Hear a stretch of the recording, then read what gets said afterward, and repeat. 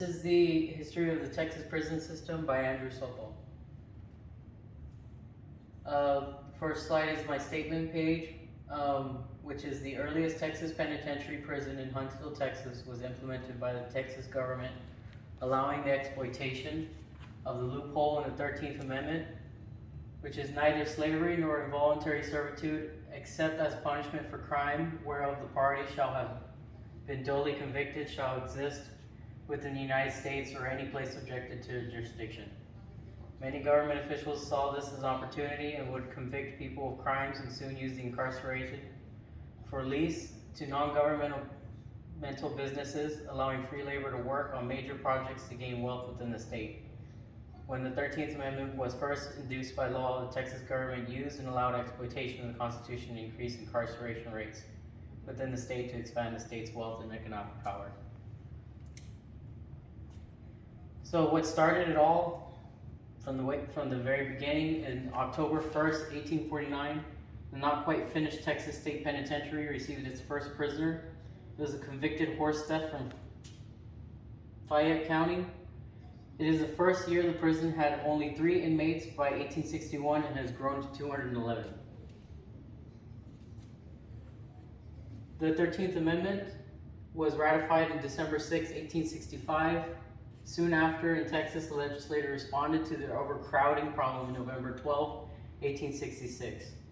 So within 11 months later, there was already a prison population problem.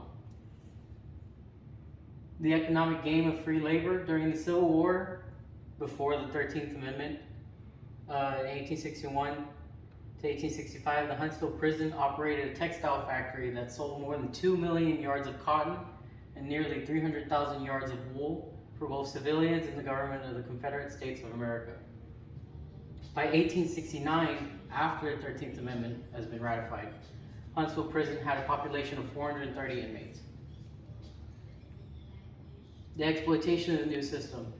In February 1867, the board leased 100 prisoners to Airliner Railroad and 150 to Brazos Branch Railroad. For most of the next 45 years, and the state contracted large numbers of Texas prisoners to private employers from 1871 to April 1877, which then led to the rise of the incarcerated. The prison population increased from 489 in 1870 to 1,738 by 1878, and then it reached 3,199 by 1890. And then 4,109 by 1900. And then during those years, between 1870 and 1912, 59 to 60% of the Texas state prisoners were black, 30 to 40% were white, and 10% were Hispanic, and female prisoners usually consisted less than 2% of the overall prison population. So after the growth of prisoners in the Texas government, they needed more buildings to house majority of them. So that then led to new county jails and penitentiaries. The state established many jails and prisons in order to relieve the overcrowded in Texas State Penitentiary Huntsville. Convicts at these facilities manufactured bricks, ice, wagons, rail carts, lumber, the list goes on. Whatever job that was used for extortion, they allowed it. Although the iron industry had closed, the prison system added a printing shop, license plate factory, and a number of food processing plants by 1930s. Rusk Penitentiary. Rusk Penitentiary is actually one of the biggest ones when it came to leasing out the prisoners and making more profit for the state. Rusk Penitentiary, which existed near Rusk in Cherokee County from 1883 till 1917, was the state's second enclosed penitentiary for convicted felons. Employed convicts in the development of iron ore resources in East Texas. Soon the iron industry will fail, and that's what led to Rusk eventually closing. There's also John M. Wayne Unit, which is also part of the main penitentiary of the state of Texas. It was the first prison farm established by the state of Texas in 1883. It was named after John Magruder Wayne, who worked for the Texas prison system and served on its board of trustees from 1878 to 1881. Today, the farm spans approximately 1,415 acres and houses roughly about 2,600 inmates. The Jester State Prison Farm, which is in Fort Worth County of Texas.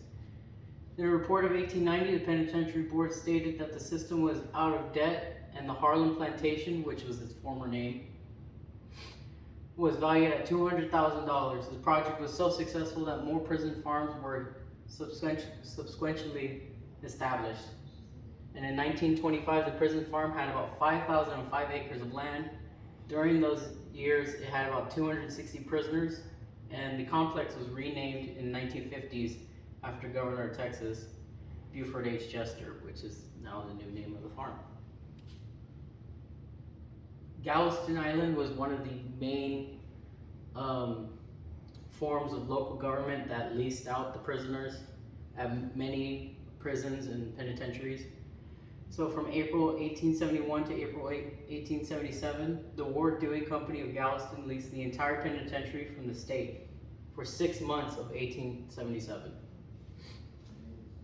Another Galveston firm, Burnett and Kilpatrick, leased the prison as well.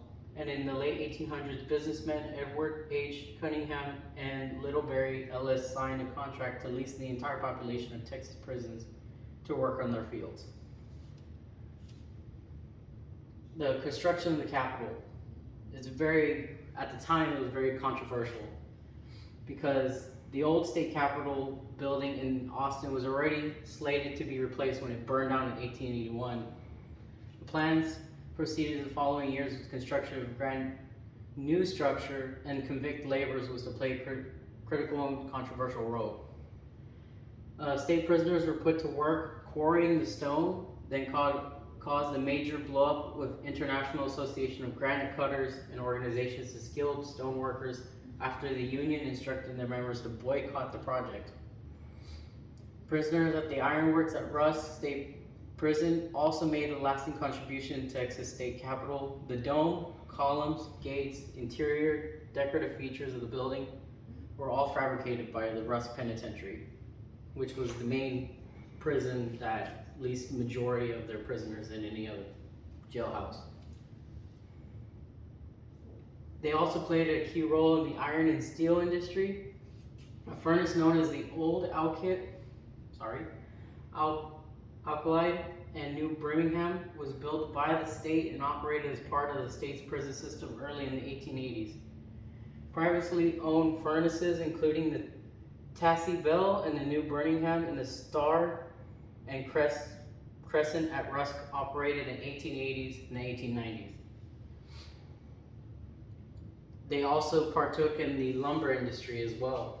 By 1910, there were more than 600 sawmills in Texas, although probably no more than 100 could be considered large mills, those with capacity of 80,000 to 100,000 board feet. Timber reserve near the penitentiary diminished. The state acquired and leased additional property that added the operating costs beginning in 1893. Then the Great Depression hit across the nation, and although the prison system continued to incur annual finance losses during the 1930s, Texas governors largely avoided prison issues and granted generous acts of clemency throughout the state. Soon after World War II, and there was a decline in prisoners, the prison population increased to almost 7,000 prisoners by 1939 before the war, and for the most of the 1930s. And about 50% of the prisoners were white, 40% were African American, 10% were Mexican Americans. The female prisoners usually numbered around 100, nearly 2/3 of whom were black. Then, as the war was going on, the number of prisoners in Texas declined during World War II from 6,000 in 1940, and the total fell to 3,000 by the end of the war. What the prisons look like today. Texas ended the unprofitable iron operation in 1910, slowly after it collapsed, and closed the Rusk Penitentiary in 1917. The same year, the legislature approved the use of the property as an insane asylum for blacks. 2 years after, a new institution was named Rusk State Hospital and opened insane persons for all races. And still to this day, it is still open and available within the county. Huntsville Correctional Institution Division is still open and running as one of the Texas state prisons, and is still the oldest form of prison or jail in the state. And then Buford H. Jester Unit 1, 3, and 4 are prison facilities. They're still located in Richmond, Texas. They're co-located in 933 acres of land. They basically expanded the farm into 4 different branches of the prison system. The prison labor today, 121,800 odd other offenders in TDCJ custody get no pay for their jobs. That's including picking crops, making soap, building furniture, working in tire retreading factories. Their labor helps make the Texas correctional industry, TCI, one of the most profitable in the country. And in 2019, fiscal year, TCI reaped about $73.8 million from sales from items such as mattresses, shoes, garments, brooms, license plates, soaps, furniture, and service, including the installation of furniture and metal fencing and refurbishing school buses.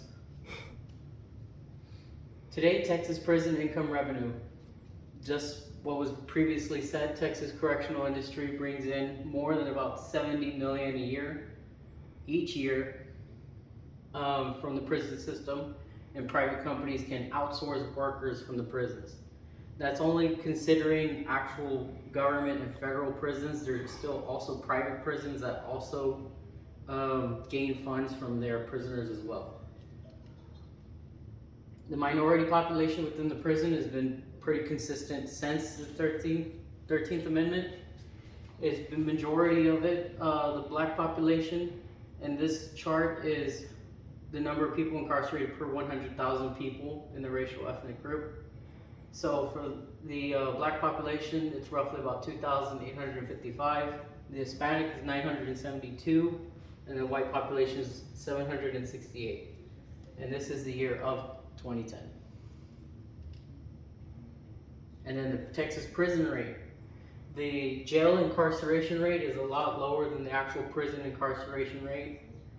And this is also a chart throughout the years, and it stops around like 2015 when the chart was made.